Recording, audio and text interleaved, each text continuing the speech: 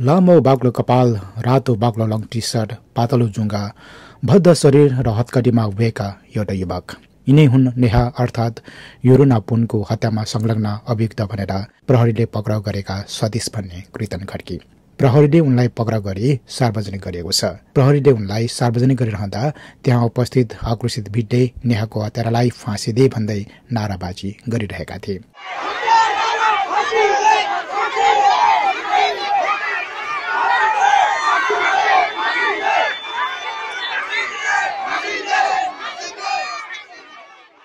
कास्की प्रहरीले मगर चलचित्रकी नायिका समेत रहेकी नेहा पुनको हत्या अभियोगमा पोखरा न्युरोडका 21 वर्षीय सतीश भन्ने कृतन खड्की पक्राउ गरी सार्वजनिक गरेको हो।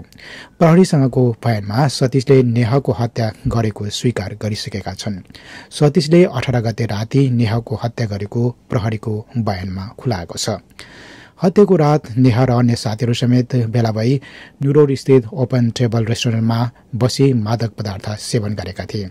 उक्त रेस्टुरेन्टबाट राति 9 बजेतिर सतीशले नेहा पुनलाई घर पुर्याउनका लागि आफ्नो मोटरसाइकलमा राखेर नयाँ गाउँतर्फ लागेका थिए।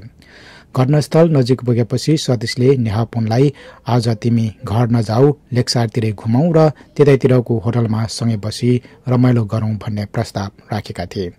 नेहाले उनको प्रस्ताव अस्वीकार गरिन्। सतीशले दबाव दिएपछि नेहाले सतीशलाई अश्लील शब्द प्रयोग गरी गाली गलौज गरेपछि रिसले चुर भएका सतीशले टाउकोमा 3-4 पटक हेलमेट प्रहार गरेपछि नेहा त्यही ढलिन्। भुइँमा ढलेकी नेहासँग शारीरिक सम्पर्क राख्न खोज्दा उनको नाक र कानबाट रगत बगेको देखेपछि डराएर सतीश नेहालाई त्यही छोडेर भागेका थिए। माघ 19 गते मर्निङ वाकमा गएका सर्वसाधारणले नेहाको शव देखेर प्रहरीलाई खबर गरेका थिए। नेहाको शव उनकै घरभन्दा करिब 300-400 मिटर पर फेला परेको थियो। उनको शव कालो पछौराले छोपिएको अर्धनग्न अवस्थामा भेटिएको थियो।